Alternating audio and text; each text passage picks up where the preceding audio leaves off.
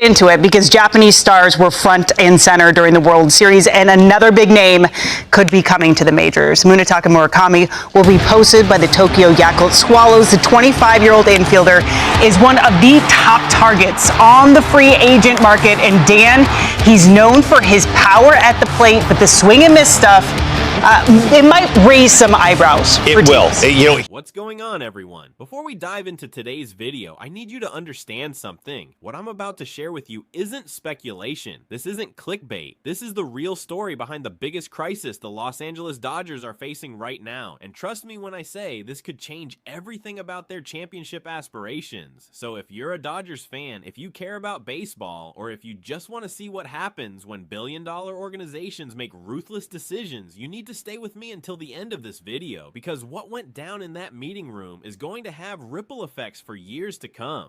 The confetti has been swept off the streets, the parade floats are in storage, the champagne bottles have been recycled, and yet, despite all the celebration, despite the championship rings being sized and ordered, there's an uncomfortable truth hanging over the Dodgers organization right now. They won, yes. But they almost didn't, and everyone in that front office knows it. Andrew Friedman knows it, Dave Roberts knows it, Shohei Ohtani definitely knows it. And now, the entire baseball world is starting to figure it out too. Let me paint you a picture of what's been happening behind closed doors in Los Angeles. While fans were still posting victory photos on social media, while sports shows were debating whether this Dodgers team deserves to be called a dynasty, something else was brewing inside Dodger Stadium. Reports started leaking out about an emergency meeting, not a casual debrief, not a celebration toast, an emergency meeting. The kind where voices get raised, where careers get ended, where the entire future of a franchise gets decided in a matter of hours. At the center of this storm, the bullpen, that group of relief pitchers who are supposed to protect leads, close out games, and give your starters a chance to breathe. Except the Dodgers bullpen didn't do any of that consistently this season. In fact, if you really look at the numbers, if you strip away the championship euphoria and examine what actually happened during the playoffs, you'll see that the Dodgers bullpen was a ticking time bomb that somehow never quite exploded, but it came close, dangerously close. Now, before I get into what happened in that meeting, let me give you some context that the mainstream media isn't talking about. When the Dodgers faced the Blue Jays in the World Series, everyone expected dominance. This is a team with Shohei Ohtani, Mookie Betts, Freddie Freeman. This is a roster built to crush opponents. But if you look at the actual statistical comparison between the Dodgers and the Blue Jays during that series, something shocking emerges. The Blue Jays were better. In almost every measurable category, they outperformed the Dodgers. I'm talking about batting average, on-base percentage, slugging percentage. The Blue Jays posted a team batting average of .269 compared to the Dodgers' .255. Their on-base percentage was .347, while the Dodgers sat at .294. Slugging percentage? Blue Jays at .398, Dodgers at .364, and here's the kicker. The Blue Jays team ERA was 3.21, while the Dodgers limped in at 3.95. Their starting pitchers had better numbers, their bullpen had better numbers. On paper, they should have won, but they didn't, and that's what makes this whole situation so bizarre and so controversial. Sports analysts immediately started asking the question that nobody in the Dodgers organization wanted to hear. How did they win? Some called it luck. Others pointed to clutch hitting. A few even suggested that sometimes baseball just works out that way. But Andrew Friedman, the president of baseball operations for the Dodgers, he wasn't interested in those explanations because he knows that luck runs out. He knows that you can't build a dynasty on fortunate bounces and opponents' mistakes. You build it on structure, on talent, on having every part of your roster functioning at the highest level, and right now, one part of that roster was failing catastrophically, the bullpen. When reporters confronted Friedman about these statistics, about the fact that the Dodgers had won a championship despite being statistically inferior to their opponent, he didn't dodge the question. He didn't give them some politician's answer about, "We found a way to win," or "That's why they play the games." Instead, he said something that should have sent warning signals to every relief pitcher on that roster. He said, "The answer is Yoshinobu Yamamoto. Without him, we wouldn't have been successful." Think about what that statement really means. He's essentially admitting that their championship run was dependent on one starting pitcher carrying them, not the bullpen, not the closer, one guy, Yamamoto. And then Friedman said something even more damning. He acknowledged that the Dodgers had underperformed against the Blue Jays, and that the bullpen was the primary reason. He called it their biggest weakness. Not a weakness, the biggest weakness. And he made it clear that winning the championship didn't change that assessment. In his own words, winning doesn't hide a flaw. That's not the kind of statement you make if you're planning to run it back with the same group. That's the kind of statement you make right before you blow everything up and start over. And that's exactly what he did. The day before these comments went public, Friedman and Dave Roberts held that emergency meeting I mentioned earlier. 3 relief pitchers were called into a room: Kirby Yates, Blake Treinen, Tanner Scott. If you're a Dodgers fan, those names should be familiar. These weren't rookies or fringe roster guys. These were pitchers who had significant roles during the season, and they were about to find out that their time in Los Angeles was either over or about to change dramatically. The atmosphere in that room must have been suffocating. Picture it. You just won a World Series. You're a champion, you've got the ring coming, and now you're being called into a meeting where the team president and manager have stone cold expressions on their faces. You know something's wrong, you just don't know how wrong until it starts. Friedman started with Kirby Yates. Now, Yates had been one of the elite closers in baseball just a few years ago. In 2019, he was an all-star with the San Diego Padres, posting a 1.19 ERA with 41 saves. But that was 2019. This is now. And now, Yates is pushing 40 years old with a body that's been through thousands of innings and countless high-stress situations. The velocity isn't there anymore. The movement on his pitches isn't as sharp. And most importantly, the consistency is gone. Friedman didn't sugarcoat it. He looked at Yates and essentially told him his time was up. After appearing in games during the regular season, Yates posted a 4.33 ERA. For a closer, that's unacceptable, but here's what really sealed his fate. He wasn't even on the postseason roster. The team didn't trust him in October, and if they don't trust you in October, why would they pay you in November? Friedman's message was clear and brutal. Those aren't numbers befitting a championship team. Age isn't an excuse, it's reality. And just like that, Kirby Yates' time as a Dodger was over. He'd be leaving as a free agent. No tender offer, no reunion tour, just a handshake and a thank you for your service. I can only imagine what was going through Yates' mind in that moment. You spend your entire career working toward winning a championship, and when you finally get one, they tell you it's time to go. That's baseball. That's the business. It's cold, it's calculated, and it doesn't care about feelings. Then Friedman turned his attention to Blake Treinen. Now, Treinen's situation was different from Yates because he still has years left on his contract. You can cut ties with a free agent easily, but when a guy is under contract, you're either paying him to play for you or paying him to play somewhere else. And based on his 2025 performance, neither option looked particularly appealing. Treinen is 36 years old. Like Yates, he's been around. He's got a sinker that used to be one of the most devastating pitches in baseball. Hitters would pound it into the ground, easy outs, game over. But that pitch has lost its bite. The velocity dropped 3 to 4 miles per hour compared to previous seasons. That might not sound like much to casual fans, but in baseball, that's enormous. That's the difference between a ground ball and a line drive. That's the difference between an out and a home run. Friedman didn't hold back. Your average velocity is down, your sinker has lost its power, your shoulder and elbow injuries are catching up with you. He basically told Treinen that his career was at a crossroads, and the Dodgers weren't going to wait around to see if he could rediscover his old form. They needed production now, not next year, not after rehab, now. The implication was obvious. Treinen would stay on the roster because they're stuck with his contract, but his role would be drastically reduced. No more high leverage situations, no more being counted on to protect leads. He'd be relegated to mop-up duty, low-pressure innings, and serving as a veteran presence for younger pitchers. It's a humiliating demotion for a guy who was once a premier setup man. But it was the third conversation that really set the room on fire: Tanner Scott. Unlike Yates and Treinen, Scott is young. He's 30 years old, still in his prime physically. He throws hard. He's got multiple years left on his contract. By all accounts, he should be a building block for the future. Except there's one problem. His mental game is a disaster. And in baseball, especially in the bullpen, if you don't have the mental fortitude to handle pressure, you're useless. Worse than useless, actually. You're a liability.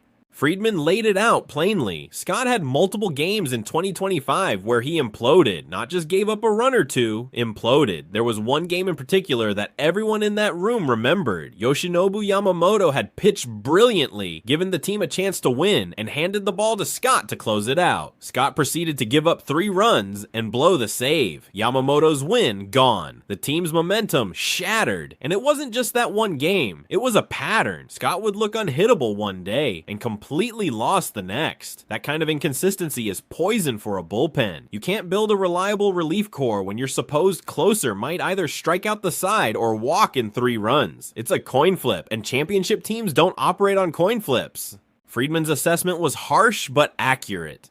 You're young, you're physically strong, but your heart isn't in it. Your mental instability has become a notorious weakness. He told Scott that the Dodgers were going to restructure his role. Fewer high-pressure situations, more work on mechanics, specifically his wrist control and release point. Essentially, they were demoting him while trying to frame it as development, and Scott knew it. What happened next, according to multiple sources, was explosive. Scott didn't sit there and take it. He didn't nod quietly and accept his demotion. He snapped. He jumped to his feet, his face red with anger, and started shouting, "Are you saying I'm weak? How many games did I save last year?" He was pointing at Friedman, at Roberts, challenging them, defending his record, refusing to accept that his mental game was the problem. And then, in a moment that's going to be remembered for years, Scott grabbed his hat, threw it on the table, and stormed out of the meeting. Just walked out. Didn't wait to be dismissed. Didn't listen to any response. He was done, and the entire room sat there in stunned silence.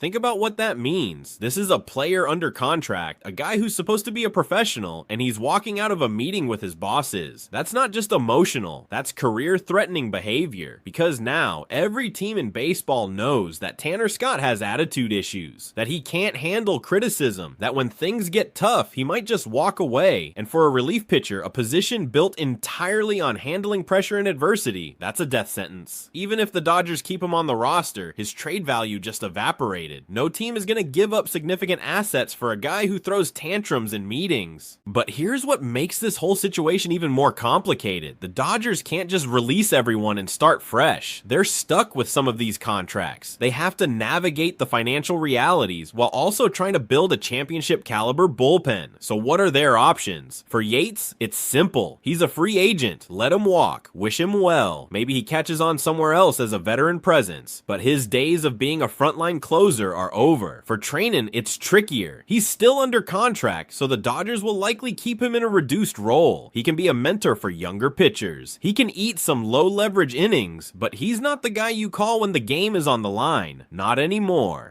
And Scott, that's the biggest question mark. The Dodgers have invested in him. They're paying him. But if he can't mentally handle the pressure, if he's going to have outbursts and blow saves, then what's the point? The most realistic solution is to limit his appearances, use him in lower stakes situations, and hope he can rebuild his confidence. But that's a gamble. And championship teams don't gamble with their bullpen. Which brings us to the bigger picture. Why did the bullpen fall apart so badly? And the answer to that question reveals a flaw in the entire Dodgers organizational structure. They've been asking their starting pitchers to do too much. Yoshinobu Yamamoto, Blake Snell, Tyler Glasnow, these guys were being pushed beyond reasonable limits because the bullpen couldn't be trusted. There were games where Yamamoto pitched on 0 days rest. 0 days. That's almost unheard of in modern baseball. Teams protect their starting pitchers like precious commodities because one injury can derail an entire season. But the Dodgers couldn't afford to protect Yamamoto because if they pulled him early, the bullpen would give up the lead. So they left him out there, inning after inning, pitch after pitch, hoping he could go deep enough that maybe, just maybe, the bullpen would only have to get 3 or 4 outs instead of 9.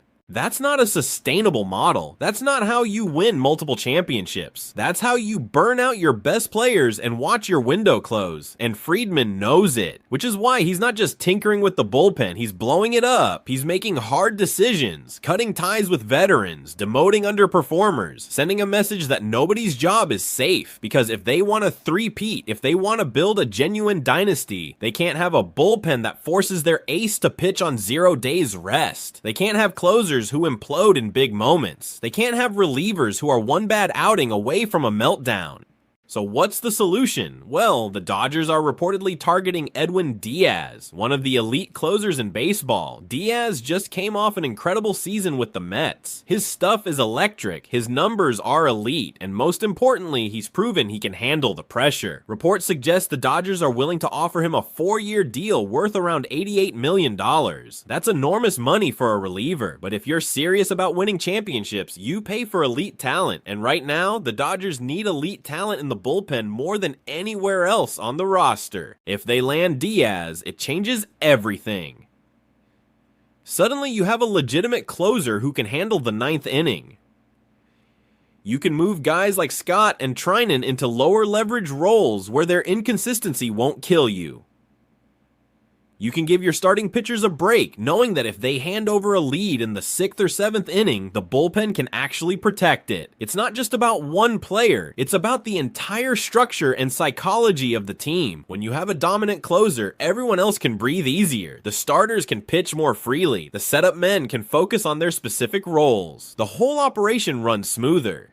But there's another element to this that we need to talk about. The age factor. Because it's not just the bullpen that's getting old. The entire core of the Dodgers is aging. Freddie Freeman is 35. Max Muncy is 34. Mookie Betts is in his early 30s. These guys are still productive, still elite, but they're not getting younger. And in baseball, age catches up fast. One year you're an MVP candidate. The next year you're battling injuries and watching your numbers decline. The Dodgers are in a dangerous position where their championship window might be smaller than people realize. They can't afford to waste seasons. They can't afford to limp into the playoffs with a shaky bullpen and hope for the best. They need to be aggressive, they need to make moves, and they need to do it now. That's what makes these bullpen decisions so critical. This isn't just about fixing one area of the roster. It's about recognizing that time is running out. Shohei Ohtani isn't going to be in his prime forever. Mookie Betts won't stay healthy indefinitely. At some point, injuries happen, declines happen, and when that window closes, it closes fast. Just ask the 2000s Giants or the 2000s Yankees. You can have all the talent in the world, but if you don't maximize your window, you end up with regrets. And Friedman doesn't want regrets. He wants rings, multiple rings. He wants to build something that people talk about for decades. That's why he's willing to make unpopular decisions.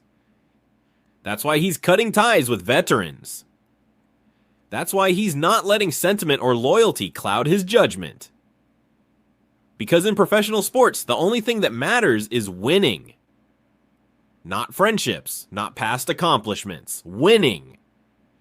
And if you're not helping the team win, you're gone. It's ruthless, it's cold, but it's also effective. And when you look at the most successful franchises in sports history, they all have one thing in common. They make hard decisions. They don't hold on to players out of nostalgia. They don't let clubhouse chemistry override performance. They do what needs to be done. Now, I know some of you watching this might think I'm being too harsh on these players. Kirby Yates had a great career. Blake Treinen was a key piece of previous championship teams. Tanner Scott has talent. But talent isn't enough. Production is what matters, and none of these guys produced at a championship level when it mattered most. That's the reality. That's the brutal truth of professional baseball. You're only as good as your last performance, and their last performances weren't good enough. So where does this leave the Dodgers? Well, they're in a fascinating position. On one hand, they just won a championship. They have Shohei Ohtani, arguably the greatest player in baseball. They have financial resources that most teams can only dream about. They have a front office that's proven it can build winners. But on the other hand, they have glaring weaknesses. Their bullpen is a mess. Their core is aging, and they're operating under enormous pressure to not just win, but to dominate. One championship isn't enough. Not for this organization. Not for these fans. They want a dynasty. They want to be remembered as one of the greatest teams in baseball history. And to do that, they need to fix the bullpen. The decisions made in that emergency meeting are going to reverberate throughout the entire offseason. Every move the Dodgers make from here on out will be scrutinized. Every trade, every free agent signing, every minor league call-up. Because people are watching, fans are watching, other teams are watching, and everyone wants to know if the Dodgers can actually pull this off. Can they fix their biggest weakness and come back even stronger? Or will these bullpen problems continue to haunt them until their championship window finally slams shut? What makes this story so compelling is that we're watching organizational decision-making play out in real time. This isn't a retrospective about what went wrong 5 years ago. This is happening right now. The Dodgers are in the middle of rebuilding their bullpen while simultaneously trying to keep their championship roster intact. That's an incredibly difficult balance, and there's no guarantee they get it right. They could sign Edwin Diaz and watch him get injured. They could cut ties with Yates and Treinen only to see them revive their careers elsewhere. They could alienate Tanner Scott to the point where he demands a trade and becomes a problem in the clubhouse. There are a million ways this could go wrong. But there are also ways it could go spectacularly right. Imagine if the Dodgers sign Diaz and he's everything they hope for. Imagine if they promote some young relievers from the minors who turn out to be dominant. Imagine if Treinen accepts his reduced role and becomes a valuable mentor. Imagine if Scott figures out his mental game and becomes the consistent closer they need. If all those things happen, if the Dodgers navigate this transition successfully, they won't just be good, they'll be unstoppable. They'll have elite starting pitching, elite offense, and finally, an elite bullpen. That's a recipe for multiple championships. That's how you build a dynasty.